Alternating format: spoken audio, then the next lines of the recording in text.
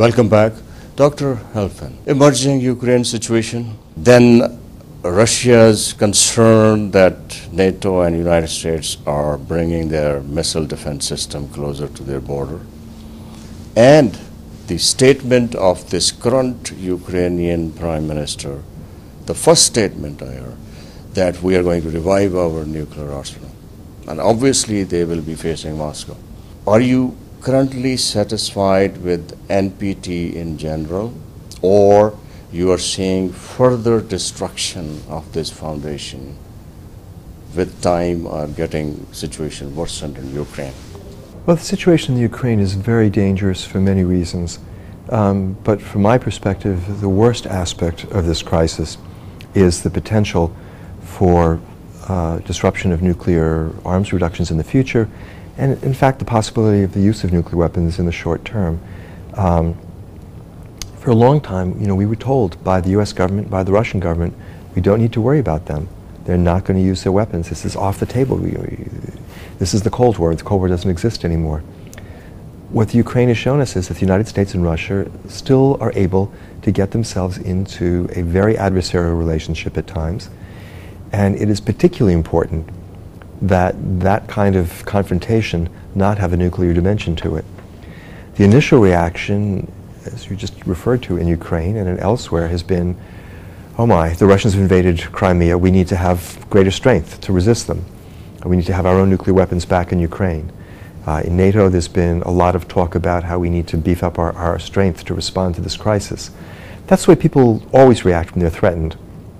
And it's understandable, but I think it is the wrong response with regards to nuclear weapons. What we really need to learn from the crisis in the Crimea is that conflict is still possible, even between countries like the US and Russia, which supposedly have settled their differences. And the most important thing, therefore, is to get rid of the nuclear weapons so that conflict cannot become a nuclear conflict. If there's a general war, a larger war in Crimea, in Ukraine, this is going to be terrible. If there's a nuclear war over this issue, it's going to be the end of humanity. And during the coldest, most tense moments of the Cold War, we understood that. The situation between the US and Soviet Union then was much tenser than between the West and Russia today. But we understood that as bad as the potential conflicts were, we needed to make sure that these conflicts did not become a nuclear war. And so at the height of the Cold War, in the mid-1980s, the United States and the Soviet Union, led by the Soviet Union at that time, began to take steps to lower the danger of nuclear war. That's the lesson we need to take from the crisis in Ukraine today. It underlines the urgency of getting rid of all the nuclear arsenals in the world before we stumble into a situation where they're used. We're coming up in just a few months to the anniversary of the start of World War I. This was a war that nobody wanted, that the world stumbled into. And from a single event in Sarajevo, the assassination of Archduke Ferdinand, it spiraled out of control into a war that killed, I think, 20 million people over the course of about 4 years. We know that these kinds of things happen. Countries do things that they don't really want to do. They get into situations they don't want to be in. That may not change in the future. What can change is that we can get rid of the nuclear weapons that these countries possess, so that if we get into one of these situations, at least it does not become a nuclear war. Glad you brought World War I, World War II. I think it's a ghost of that fear which is chasing us right now. World War I, when it was started, no country who participated knew that they are going to fight for 4 years. World War II was to stop all future wars. And then we brought nuclear weapons not to have a war. What an evolution or suicidal way we are going to. Anyhow, coming to sustainability of Mother Earth, coming to humanity, coming to human chromosome in danger. One thing which is very, very apparent in simple economics, that global militaries spend $1 trillion a year on their standing expense, not R&D, not some hot war going on. And Millennium Developmental Goals or to eradicate poverty and hunger and food and climate changes needs maybe 10% of it. So question is, where are the financial institutes and where is our faith institution? This nuclear weapon is anti-logic, anti-faith. So where is Pope Francis? Great guy who is not a hope for Vatican, is a hope for whole world. Where is Dalai Lama? You know, you've raised the question about military expenditure in general beyond the immediate nuclear issue. And it's a huge issue. As you pointed out, we're spending more than $1 trillion a year on military expenditure at a time when the world is beset by horrible problems, which can be addressed. We can stop the destruction of the climate. We can feed the people in the world who are poor. We can provide clean water to the people who don't have access to that.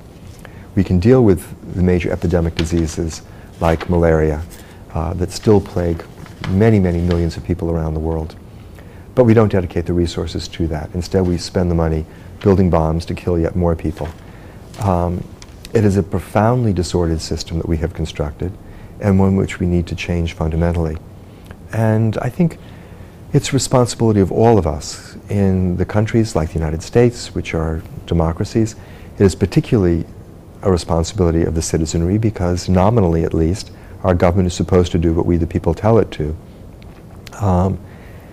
But in every country in the world, people have the ability to influence their governments, and we need to take control of the situation. We need to force our governments to reorient their priorities and to spend money on the things which really benefit the welfare of their people, not on building more weapons which put more people at risk. I think all communities, all sectors of our population have failed in this responsibility. You raised the question about the faith community. At times in the past, the faith community has been a powerful voice against nuclear weapons in particular. During the 1980s, most of the great religions of the world, their leaders spoke out forcefully about the need to end the nuclear danger. Like all of us, their attention has sort of drifted from this problem. And at the moment, there is not a clear statement from the faith community about the need to abolish nuclear weapons. I think the same could be said about the medical community. We spoke out very forcefully during the 80s about the need to abolish nuclear weapons, and organized medicine around the world, great institutions, national medical societies, World Health Organization, and so on, they're not confronting the issue of nuclear war anymore today. So all of us have a great deal of work to do to, again, focus our attention on this gravest threat to human survival posed by nuclear war, and to mobilize our societies as a whole to fight against this danger and to end it, to get rid of the nuclear weapons before they are ever used again. There have been some very hopeful developments, as we've spoken about already. The emergence of the Red Cross as a powerful voice around the globe calling for the abolition of nuclear weapons. The Red Cross, Red Crescent movement has taken this up as a key activity, and that's something that is very, very encouraging.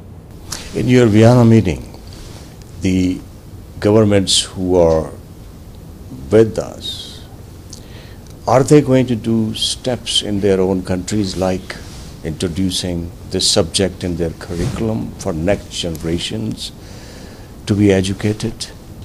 Well, you know, it's the hope of the humanitarian movement that we will be able to disseminate this information very broadly so that people will again understand the enormity of the danger they face and put pressure on their governments to take action.